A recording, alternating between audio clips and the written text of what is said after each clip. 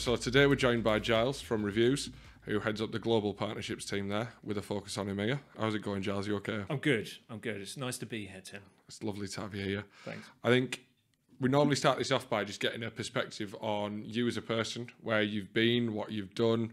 It'd be good just to understand Giles as a person and taking you back through your career history that's led you to Reviews now. Perfect. Well, like first of all, I started at ITV actually. So I was selling advertising space there, dealing with media agencies, and I was there, and that was a great kind of like introduction to the world of work. Getting used to dealing with media agencies and kind of getting an understanding of how they worked and what those kind of goals were and what they needed.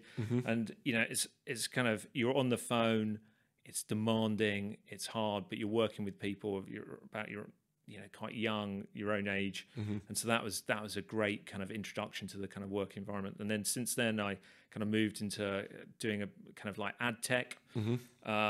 So working with brands, and like from the ad tech side, like the first kind of role within that space was kind of like, that was about kind of 2011, and that was my first kind of partnership role in a way, because we contract directly with the brands, but the media agencies that were looking after that brand needed a lot of hand-holding, and we went in and it was really kind of like a partnerships role, because it's building up that trust with them and also kind of like feeding them the data, so making them feel included, because we were auditing their media buy. So they can be they could be quite hostile to that. So it's helping them to kind of, and educating them about, look, we want to work with you. We want to make you look good in front of the customer. So like, this is how, and because then you get more buy-in to the platform as well. Yeah. And you know, for kind of QBRs and stuff, you want people talking about the technology in a positive way. And then from that, I moved into kind of like MarTech and kind of like further into kind of partnership roles. And then I joined Reviews about it was kind of like 3 months ago. And since then, I've been kind of like working with the partnerships team, like setting the strategy, kind of working with the agencies as well. And then we kind of grown the team. So there's about kind of like 10 of us now, kind of globally within the partnerships team. So that's increased from like 2 when I first started. So it's a pretty big increase. It was you and Kieran, wasn't it? Well, it was me originally, and then Nick in Germany, and then Kieran joined about like 6 weeks after me. So yeah, so pretty dramatic. Bless him, he was a good lad, him, to be fair. What I think I wanted to talk about there was, obviously, you've made the jump from literally straight out of university, working at ITV, doing the media side of things, like you're saying there, and then you've changed. You can almost see the career progression going from like the media buying level through to the MarTech and through to where you are now at Reviews. Is there anything in particular that strikes you? I know it's a time difference is one thing, like obviously understanding from when you were in your first job to now. Is there much of a change between those two industries, would you say, on the whole? Well, like massive.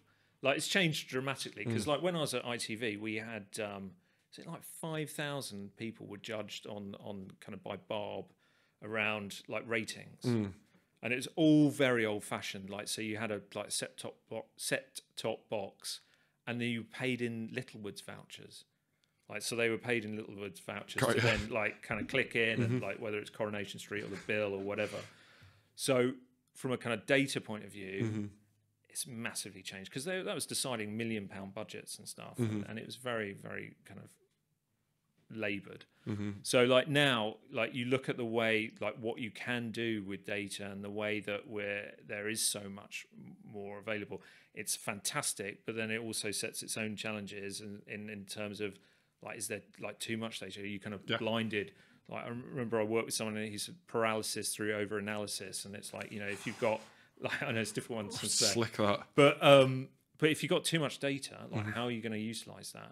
Like, what are the things that are really kind of useful, and how can you get the most out of it? So, and that's one of the kind of key things. We'll talk about it later, but like, you know, just kind of like drilling down into that data and making sure that it's actually working with you and working for you.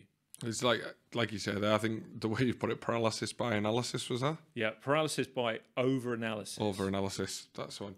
And you look at people and they get swamped in what they can do in like Google Analytics, for example, looking at, I'll be the first to admit, I do like a rummage through analytics and seeing exactly what's going on, but do I really need to know that 7 people from Japan have visited my site from the mobile phone? Probably not.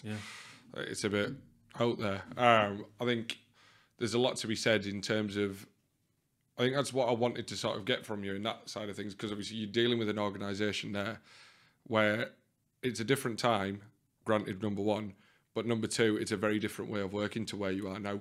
Yeah, no, definitely. And I think like the thing that I really love about reviews is the fact that, you know, at ITV, it's incredibly structured.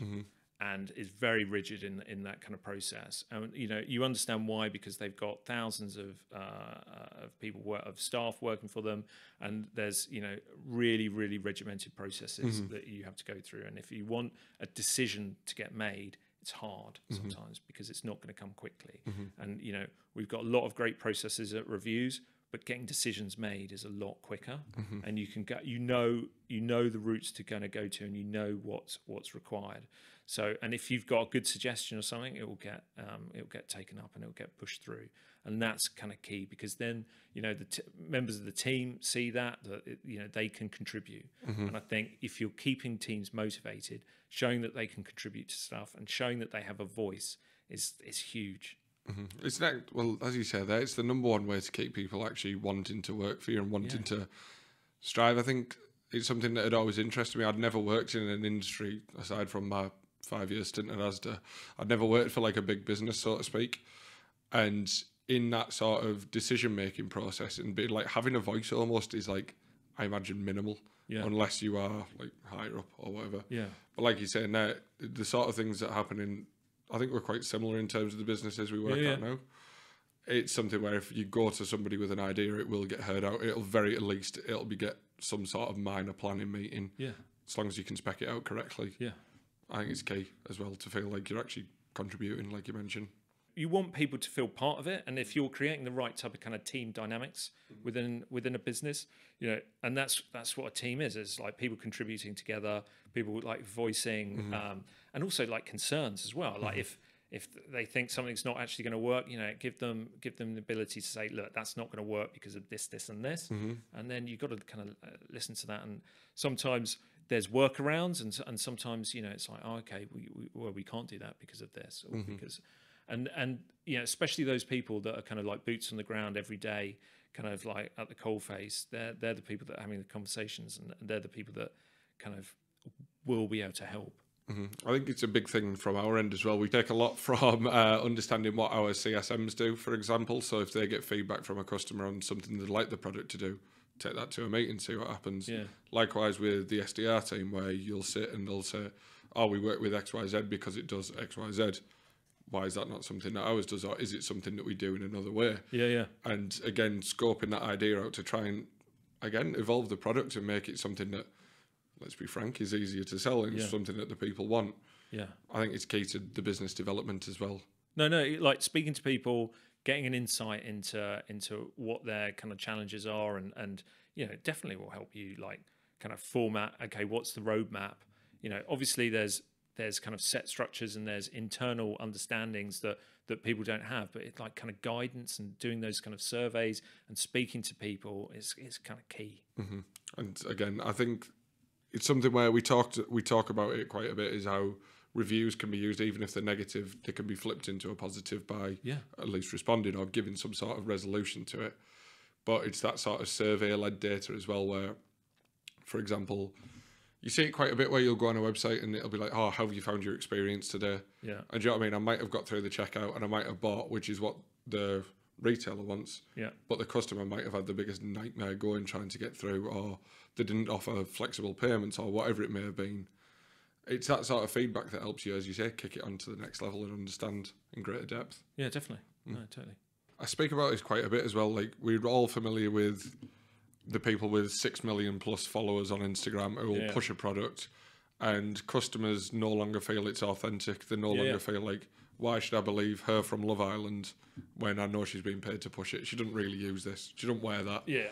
But when, for example, I'm looking at, I don't know, somebody who's bought a similar like camping equipment or whatever it may be, and they've had a great time, and the tent's been surreal, and it's kept them warm, and jobs are good, and that's a lot more. Like, I think the key word is just authentic, really, and it's what people buy from, like you mentioned there as well. Yeah, and I kind of, I'm not a big Love Island fan, but Shock. yeah, I know it's amazing, isn't it? But I think with those people, there's so many good producers of content out there that they're doing it because they're passionate about a particular product, and they're the people I feel that you really want to kind of go after, because it does feel more authentic and it's more engaging from that point of view. And if you can get those people and they're talking about your products in a positive way, and maybe they've got 50,000 followers or whatever they've got, but those are the people that you really want to kind of utilize, because people connect with them and people see that they're talking about it, the product in the right way, and they're comparing it with other products that potentially they've bought, and it doesn't feel as though it's a kind of paid promotion. It feels like it's genuine and it's honest, and that's what people relate to. That's the whole reason, it's a bit of a thing that I always kind of talk about, but a 1-star review is kind of 5 times more likely to be looked at than a 5-star review, because people want to see the gaps, because that's where the trust comes in.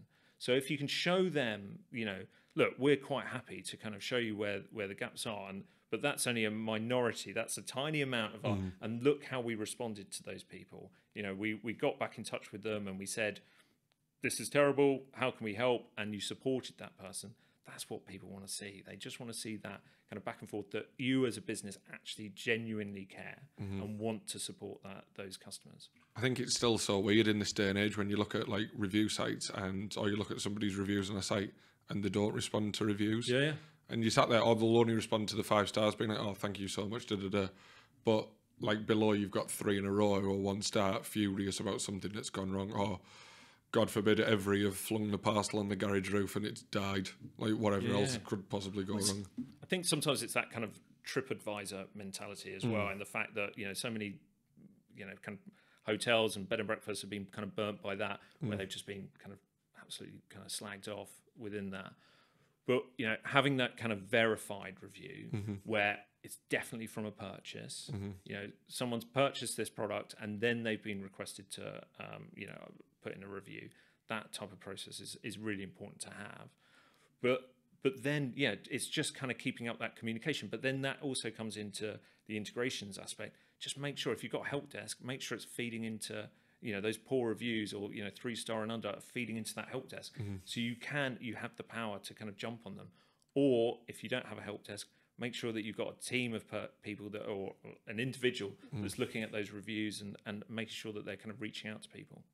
It has to be as well, because like you said there, it's like the first thing you go and check every time is that poor experience. Yeah. And I can't remember the last time I actually did sit and look at a 5-star review and go, oh, that's good. It's more 1, 2 going, that could go wrong, like you say. Yeah. And again, as I say, it feels odd to me looking at that way of thinking. But if you see like kind of, a product with just purely 5 stars, you go, well, this seems a bit shonky. This doesn't seem real. Whereas if it's kind of like 4.7, 4.6, it feels a bit more authentic and it feels a bit more, okay, I kind of trust in that. Complete, like, as you say, it almost feels like fixed to a point if you're looking at a 5-star. Even if the website's brand new and it only has 1 review and you're like, 5-star, don't think so. But then, because it's like 1 review, so you give them some bandwidth.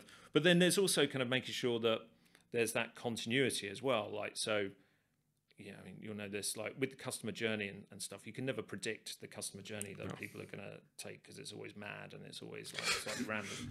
But having that where you can kind of make sure that whatever avenue people are taking, that there's consistency, and whichever kind of review platform they're using, you've got that similar kind of 4.6, 4.7, 4.5, whatever it might be across. Then that breeds that confidence as well, because what you don't want to see is like, a 4.8 on one and then like a 1 on another, because you go, well, what's happening here?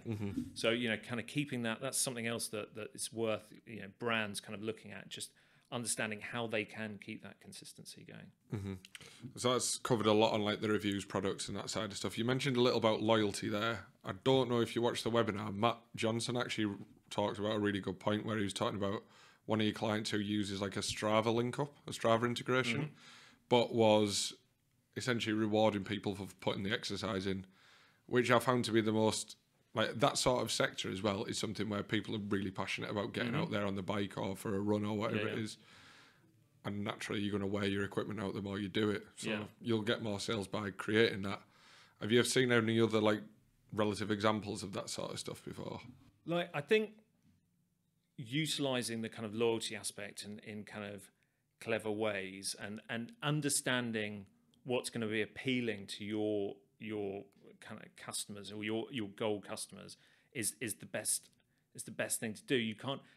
I think with loyalty platforms and or loyalty solutions, it's really about it's not just setting up something just because I'm going to have a loyalty scheme just because I should do. Everyone else does. Yeah, exactly. You've got to really kind of like think about it, and this comes back to the kind of whole community aspect. Okay, and with that Strava thing, it's like, well, what's going to work for my customers? You know, and if you want to kind of bring a bit of a kind of like survey your customer base and understand a bit more about what are the kind of key things, because you constantly need to kind of learn about your customers because your customer base is ever changing, really.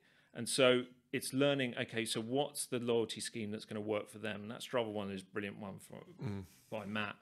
And, you know, it's kind of working towards that and just kind of like understanding that this is gonna help and people are going to be engaged by it. So I mentioned at the top, we were talking about, obviously you head up reviews partner team on like a global scale. So you've got regions like in Europe, you've got America. Is that the sole focus for you guys? Are you looking at APAC and whatnot, or how does that look? So at the moment, it's really like obviously the kind of UK and EMEA really are kind of like my main focus around those. But we've had great kind of progress within the UK and like within EMEA itself. It's kind of like making sure that we're picking the right regions for us. Yeah. Like we're as a business, there's no point just kind of rushing into regions where we don't feel as though we're set up to be successful. So we've done a lot of work, and we've got Nick in the DACH region who's kind of like heading up the kind of northern kind of European partnerships side of it, and he's working with a kind of great team. So we've kind of progressed into the Benelux region, and then we're looking at the kind of Nordics now as the kind of next step. But it's just a kind of a properly kind of like staged process in which we're making sure that when we're talking to the agencies that we're dealing with from a kind of partnerships point of view, we know we've got the resources to kind of support them. What we don't want to do is kind of open up a load of avenues where, you know, potentially we're not able to fulfill the way that we want to work with partners. So the kind of agency side is such a kind of like a major part for us. And we work with some fantastic agencies. And so, you know, with the type of kind of resources that we have, we just want to make sure that that's done in the right way. I think that's the hardest thing, and it's something we'd always looked at as well when we started the partner program here. Was you see a lot of people who partner with every agency in the world, and I don't understand how you have the time to do it because you physically can't. Like for us, for example, we're a team of 3-4 downstairs in terms of partner managers. How we have the time to split between everybody in the UK would be criminally insane. And I always wondered how that worked on like a global scale as well. So I think, like certainly within the dark regions, we've seen a lot of kind of buy-in from the agencies. They really like understand what we're trying to do, and now actually also in the kind of Netherlands as well, they really understand how we want to support them. And one of the things is kind of going in and spending time with the agencies and kind of like working from their offices and being that kind of go-to person. You know, that's incredibly helpful. But it's also understanding like which of the agencies that we can help and work with and form a decent partnership, and which of the agencies that potentially don't really want to work with us, or we're not going to really kind of, it's not going to be beneficial for both sides. And that's what it's got to be about. So it's understanding that and then working towards it. And like, you know, as demand grows and as agencies need support, then we're bringing the resources in to support that. But it's just kind of like working. You don't want to go kind of crazy and just like throw loads and loads of resources at. We've got to do it in the right kind of strategic mindset. The hardest part for me as well is when you look at America as a region. Like you sat there and you're going, right, okay, it doesn't seem that big of a problem, but then you're looking at the time zone from east to west, and it's like, how can you actually operate there? You'd have to have some person who's on one side and one at the other, and they'll have to work harmoniously and then keep all this going. Is that a problem you faced, or has there been anything in particular? So we've got Joe Fox, who like heads up the partnerships in the US, and he's really kind of like orchestrating the team there. So we've got Liv in New York, then we're bringing someone into Austin, and we've got the majority of the team are kind of West Coast. So from that point of view, across time zones, we're pretty well covered.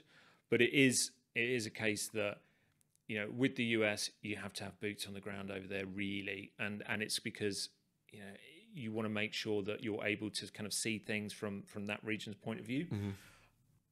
And I think, you know, bringing people across, making sure that we've got all of those kind of time zones covered is incredibly important. And also, like, the events, like if you've got someone purely West Coast and there's loads of events in, you know, East Coast, you know, they're going back and forth for the different stuff. If you've got someone there, they can hop in. And also, like, you'll know this with partnerships, the more you can, like, I don't know, like casually meet up with some partners, go for a coffee, go for a beer with them, that's hugely beneficial, just because you find out actually what's happening. It doesn't have to be a formal meeting. You can kind of get to grips with, like, how can we help you? How can we support you? And all of those different things. And that's really what we want to make sure that we're able to do. I don't think anybody believes me in the office when I say this, because I think I'm an alcoholic. Yeah. But the idea is, like, you take somebody out of that office setting and it is just so relaxed, and it's actually I can almost take this veneer off and I can go, right, okay, this is actually what we need. This is my problem. Can you help us with something like that? And I think that's the trust thing. That's always the hardest thing to kind of get across, in the fact of, look, I want to help you, or we want to support you, and we want to be able to kind of give you the tools to help you. Just tell it, you know, be honest, like, and we can both have a conversation about it and go, look, I can do this, I can't do that at the moment, but, you know, perhaps there's a kind of workaround, and just kind of like having those kind of conversations, and like wherever they are, you know, just kind of like making sure that you're speaking to people in the right way. You're also speaking to people that you know, understand, you know, the areas as well, and the technology that you're kind of working with. You know, that's also key as well, because I think often what we can do is, like, and this goes across like a lot of the kind of tech businesses that I've worked at, and like sometimes we pretend, or we think that everyone knows everything. And we're rubbish at really explaining things in a kind of simple way. And I think if you can keep things simple, because especially from an agency point of view, you're bombarded, like we spoke about this before, but you're bombarded by so much tech and so many people like claiming, you know, this is the best thing ever, and this is going to give you, you know, ROI of tenfold or whatever it might be. But like, it's just helping them understand the basics and what is the. And I think from any tech point of view, it's kind of like, and for a brand, it's working out the strategy. First of all, how am I going to use this tech? Is it relevant? How can I get the most out of it? And it's kind of setting out those objectives. The maddest part for me is when you get a salesperson explain something and then you get a developer explain something, and the complete difference. But like, it's great to have devs on calls, because also, as a commercial person, sometimes people are slightly suspicious of us because they think we might be making stuff up. But obviously, you know, if you get a dev on, and we've got some really great people who are really, because that's the hardest thing, I think. You've got to find people that are comfortable as well within that space, explaining things to customers or to agencies. And we've got some really good people in the team who have been with us, and they can explain things, and they can do it in a simple way, and they can really kind of help give that kind of guidance to people. And that's fantastic. But they're hard to come by. It's really hard to get those people. I think as well, it's the aspect of what you said there is in your specific realm as well. It's how the tech can be applied differently. So it's not just review collection. It's not just text and stars.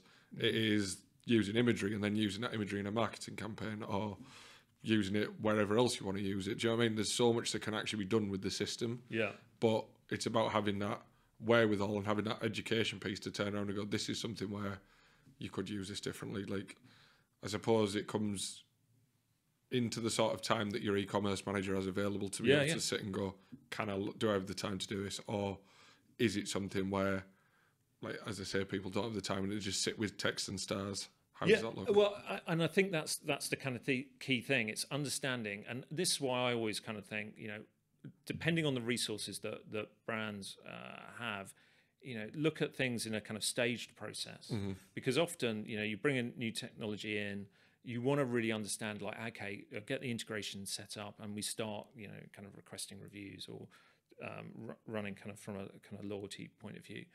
Get that initially set up, and then look at what's the strategy over the next kind of 6-8 months, and how am I going to work with that. We're brilliant at producing content around how to get the most out of the platform. So there's plenty of content, and there's videos available as well that will help you. And on certain packages, you might have a account manager on the kind of bigger packages, but utilize that. Make sure that what your journey is with that particular technology. It shouldn't just plug it in and stop. It shouldn't be like that. You've got to actually kind of like work out, like, how am I going to get the most of it? But getting the integration set up is, like, for me, I always like, just it's key, because you've got to be transferring that data across. It's like you mentioned there earlier, it was a really good point actually about transferring the 3-star or below reviews into your help desk. Yeah, like, it's something where it makes it so much easier than having to go through and go, right there, we've got 100 new reviews, I've got to check for the bad ones. Yeah.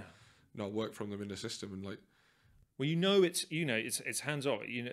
You can forget about it. It's being dealt with. It's being worked on. So, and that's the great thing. Like, when I kind of like started within the kind of tech thing, like the data was always a bit broken, and people like talk about data as though it fixes everything, but it you need to use a bit of data and a bit of common sense. Yeah. But the data is much better than it has been. But I think one of the kind of problems, and we kind of spoke about it earlier, is sometimes there's too much, and you can make data say anything you want it to if you're working with it in certain ways. Yep. So it's understanding the metrics that are important to you, and really kind of getting the most out of those. And I think those integrations, feeding things, if you got a single point of truth, then that's fantastic. One of the things that in a previous company that we worked on that was brilliant was we had an index which was it would give you kind of a scoring, which was all weighted. So what are the metrics that are really important to you? What are the things that are really going to like shift the needle for you? Okay, give them a score out of like 1 to 10, right? Okay, and then you can look at it and you got instant answers to what's happening. Okay, that's underperforming. This is performing well, and I think especially when you're talking to kind of senior management people or owners of business, they haven't really got a lot of time to have things explained to them because they're incredibly busy. But if you can show them a score and go, okay, this is up, this is down, and they know where they are, that's a lot more beneficial. There's a lot of it where you see people, for example, sending out reports of like performance on the website or whatever, and you look and you'll go, this person maybe has a B2B side of the business, a D2C side of the business, they're looking after a marketing team and everything else that's going on, stock buying, whatever. How do they have time to read a 35-page report? Yeah. But is it just done to bamboozle? Potentially. There you go.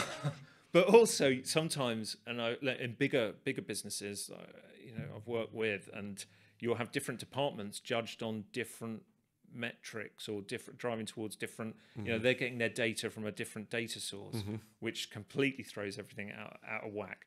And that's just madness. So everyone's got to be secured in looking at the same metrics, that single point of truth, and working towards that, and then you can make progress. It's a couple of things that have always frustrated me. It's like badly set up bonuses, and then departments not talking to each other. Those things, you've got to kind of get those straight. Because if you get those straight, then you've got to make sure that everyone's kind of working in the right way, in the same way. As you say, there's a lot of stuff that we've highlighted within this conversation so far, and it's been pretty sort of widespread. So it's talked about, as I say, the reviews product, partnerships on the whole, the UK sort of partnership scene, as well as you're working across the globe. What I want to discuss almost is what's next, I suppose, for the reviews landscape, and what you think will be the next sort of pivot.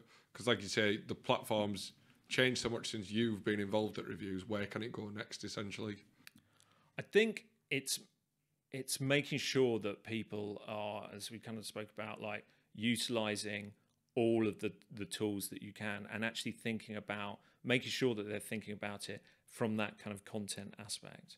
So they are getting the most out of it. They are running kind of proper kind of UGC campaigns to kind of pull in that content and utilize it. They are promoting the fact that, okay, they've had this piece of content from this person that's really engaged with the product, and this is why they're talking about it in a positive way. You know, the attributes aspect. You know, making sure, you know, with attributes. Well, it's one of the brilliant things about that is the fact that, you know, if you get asked for a review, like sometimes it's a kind of a blank piece of paper, so it's a huge thing that, and it's going to take, okay, I've got to write it out and kind of think about exactly what I thought. Attributes, you can kind of click it, it gives you those kind of things, and then the business has got that data to really kind of fall back on as well. They can look at it and really understand, okay, this is exactly what the customers are thinking about it. These are the questions that we wanted answered, and this is how they're kind of talking about it. But again, that kind of links into the kind of survey tools that we've got. I think in the future, it's just making sure that the kind of strategy is properly linked up from a kind of tech stack point of view. We're getting lots of kind of customers kind of looking at us now and coming to us now because they want to kind of make sure that they're getting real kind of efficiency and cost savings via their tech stack. So, you know, making sure that they've also got that kind of flexibility. Kind of what's really impressive, I think, like with ours, is that flexibility. You can dial it up, you can dial it down, you can turn it on, turn it off. You know, you can bring that in, and people should have that ability to kind of test things with the technology that they bring in. They shouldn't be, you know, just kind of lumping something in and then being stuck with it for God knows how long, because it was a pain to implement. Things should be easy to implement, and they should be easy to kind of work with. So I think we're getting much more kind of like demand for that as well. I think, like you say, that it's been a trend of the past 2 years, really, is people going, I really want to grow my business. I want to test out different things to do so. But at the same point, if I want to turn around and you've signed me into a 4-year contract, it's like, what are you going to do with that? Yeah. Because you're stuck with it. You've got to, like as a business as well, you've got to be constantly testing and constantly working out, okay, what is going to work for us, what doesn't work for us, because, you know, that's the only way you're going to learn, really. And like we said as well, I think we are looping around quite a bit here, and the key part in it all is there's so much development in the e-com space, specifically MarTech as well, where there's new cool stuff coming out all the time. Like, you can probably find a solution to anything now at different price ranges, contract, no contract, wherever you want to be. But it's about finding that tool that, I think the key word you used as well is the efficiency. So it's not something where it's going to take me 6 hours a day to pour over and go. It's something where I can go in and go, oh, look, there's a score there. That's going well. That's not so well. Let's try and turn this up a bit. So here we go. So I think it's our job almost to be in this space and make it easier for people to do their job. No, definitely. Because the thing is, no one has loads of time, really. Everyone's, you know, time poor or resource poor. So, and I think often it's just kind of making sure that resources that they need, you know, videos that they need to help understand things, all of those resources are available to people. And also, you know, like from a kind of like strategic point of view, you know, there's brilliant agencies out there that can help you with that. Or, you know, if, you know, there's account managers as well that can help, and we're going to give you that kind of guidance. And that's what, you know, ask for help, ask how it works. How can I get more out of this? You know, if you have QBRs, make sure that, you know, you're kind of getting the most out of those QBRs, and it's not just someone telling you, you know, like, this is what we did over the past, you know, quarter. What are we doing next? How are we going to get the most out of the tool? Are we getting the most out of the tool? I think it's about analysing. Like, we do a lot of work around the trends piece as well. So tracking performance over a year for a customer, and you'll notice, like, it's really odd. Like, everybody talks about Black Friday and whatnot, and Singles Day is a part of that as well, and people do engage with that in certain brands and certain walks of life. There's also really random trends where you'll look at it and it'll be like back to school, but it's not a clothing retailer or school shoes or anything like that. It'll be something like toys or something. Yeah. Because the kids are going back to school, I got them something. And it's a really cool piece, I feel, of actually being able to sit there and understand someone's business and going, hang about, you don't realise this happens here. But this specific week of the year, boom. And sometimes that massively happens, doesn't it? That they haven't seen any like link to anything, and it's just okay, that's the period. Oh, okay, it does something there. So yeah, finding those kind of like trends and stuff.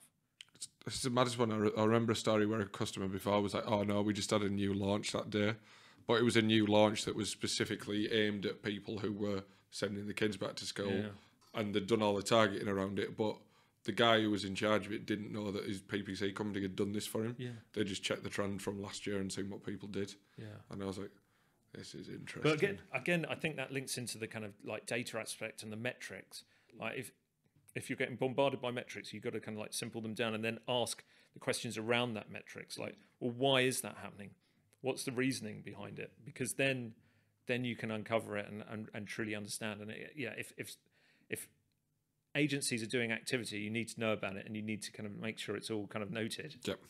I think as well, though, that comes back to that sort of report-led world where it's like, oh, we started this campaign, we did this, there you go. And someone's like, yep. Oh, that money there says it's gone up 10 grand, cool, whatever. So I'm done. But like you said, people are either resource or time poor. So it's about giving them something that's digestible as well. Exactly. So we've covered a little bit about what's next for reviews. I think as well, I wanted to sort of touch on, we spoke about it there as well, about concerns about people being like time or resource poor. Is there anything at present that you're seeing as sort of a trend with the world of reviews or the world of e-commerce in general, where it might be slightly, I don't know, an opportunity for development, something that would be a concern almost? I think the concern is people getting the most out of their tools. Like for me, if it's the kind of, oh, I need this tech because everyone else has it, but not having that, kind of mentioned it before, that strategy around it, that would be a concern. That it's kind of like setting out, okay, and getting those kind of integrations right. I think, the development of features and things around the kind of AI aspects. So we've got AI tools that help you kind of populate responses and various different aspects. And like that's been a huge growth, but it's making sure that people feel confident around kind of utilizing it. And there's that kind of education piece that, you've got this kind of platform. This is, kind of how you get the most out of it. And this is kind of how you utilize it. And I think it's down to us. The concern is that it's down to us that we're doing enough to kind of educate people. I think it's always one of the kind of like toughest things to do, but it's got to make sure that you are talking to people about it and you are. It's hard to, as well, like we started out with basically the Salesfire Academy last year as a way of getting people more in tune with understanding the products and whatnot, like you say, and then making them understand that if somebody wants to make an adaptation to the search, they don't have to go and ring the dev, they don't have to go speak to their agency, you can go and fiddle about with it to your heart's content. But like you say there, that sort of user engagement thing, it's like, the way I describe it is sometimes like myself when I was at, like, say, a kid at Christmas, I'd find this toy here, but then my gran had come around later and they'd be like, oh God, this is new and shiny. I forgot about this. Well, because that is the thing. Because I think people look at things in very much an individual thing. So I'm going to look at I don't know, reviews this week or this for the next kind of couple of months, when they should, look at it holistically more and look at it overall. Okay, so what's communicating to what's on there, and there are those kind of resources, and they will talk about the integrations that you can kind of take you through. So utilizing that and talking to people about it, and if you've got an agency, talk to them, ask them how, or ask look at what other businesses like yourself, like how they're doing it, how they're kind of utilizing different technologies. There's lots of different ways that you can kind of learn from. I think as well that is probably the biggest one that we see, is where people see, for example, I think the maddest one we get as well is if you talk about anybody in like the fashion space, and the one they'll idolise all the time will be something like ASOS, for example. And they'll be like, I want to be like them, I want to have this. And you kind of touched on it earlier as well, it's more of a walk before you run kind of thing. So probably don't start out with a full whack of loyalty programme when you've got 5 customers. Probably. And exactly, like working out what's right for us at this particular time, like and taking it from there, rather than You shouldn't compare. You shouldn't really compare yourselves with businesses if you don't understand exactly enough about them. If they're comparative size to you, that's fine. But if, kind of like comparing yourself to Amazon or something like that, it just doesn't work. So just work out, and it is that kind of being realistic around, okay, I've got this much resource. Okay, what's the kind of stage process that I need to go through that's actually genuine and actually work?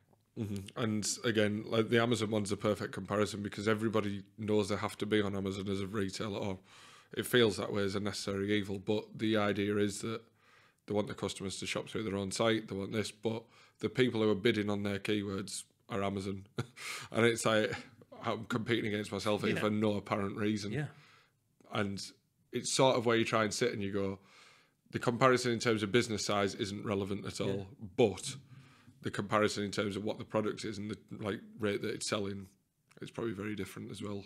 No, exactly. Again, you were talking about using the data from reviews to obviously, I suppose, create a better picture of who's buying from you, what sort of a shopper they are. There'd been a little bit, I suppose, in the news out there, courtesy of main man Keelan over here, regarding Amazon's condensing of reviews and how they're not just, as I say, endless scrolling, looking through them all. It's actually giving relative sound bites and stuff like that. Is that something you see as being incorporated? So I think we've got a tool within our platform which is called Nuggets, and it takes out the kind of headlines. And I'm not overly keen on that. I was going to say, sorry. Takes out the headlines, and then you can utilize those in kind of at the purchase kind of points for a checkout and things. And I think that's great because you're actually kind of drilling down and you're kind of just giving top level information that people want to know. And also, sometimes people can wax lyrical and sometimes it's not overly relevant. Mm-hmm. But I think the kind of key thing is that you're taking it from a source that's still accessible, so that people can still go to and they can still get the whole understanding of exactly what people are talking about. I think if you're just looking at just purely condensing stuff, so people don't have access to that other information, then that would be tricky. But you've got to kind of show, the kind of stories of, ideally you want to show the type of, a bit more insight into the type of people that are buying from you, and a little bit of the story about maybe why they've bought, if you can, kind of bring out those more about that, that community aspect for people. So I think that's the kind of key thing. I think, showcasing kind of key points that make it easy and speedy for people to understand, that's great, but you've got to show that, where it came from as well, and that kind of further kind of detail. I suppose, speaking skeptically as well, if you were looking at, if it was just condensed reviews, it almost feels like, again, that authenticity it could be something where they just go, oh yeah, it's great, there you go, really durable. Authenticity comes from kind of, all those reviews and that kind of detail within it. Because, I bought this because it's such and such's birthday and we did a day, and, you got an image like me. That's the kind of nice thing. That's what people actually want to understand. And also, if you're building a brand and the brand is very much about kind of building that, these are our customers, this is what we love about them, this is them talking about, you got to build up that backstory really about the brand. I have to admit, by the way, this is pretty out there as a subject. I absolutely love reading those reviews on websites. It's but the B&Q ones are great 24/7. You'll go on and it'll be like, bought a screw. Oh my God, it's like the paint. I bought this paint for my daughter's room. She hated it. I returned it. It's great, yeah. Okay, cool. Was it anything to do with the paint, or was it just the fact she hated the colour, or how does that look from your world? This is kind of where I feel sometimes people, if you can give guidance around the type of content that you want, then it helps. I mean, B&Q's a tricky one because it's DIY and people. But if you can get them to send in brilliant images of something that they've transformed, or a beautiful, maybe it's some kind of garden produce and they've just redesigned their gardens and stuff like that. That's and people can get ideas from that as well. Okay, this is the way I did it, or I found I used this and I found the best way of using it was a few tips and things. If you get that, that's brilliant. This has been a discussion that's covered all sorts of walks of life, everything in between, from your platform to e-com in general to Martech to the world of partnerships and everything in between. So for that, I want to say thank you very much, Giles. Thanks very much for having me. Nice, no worries.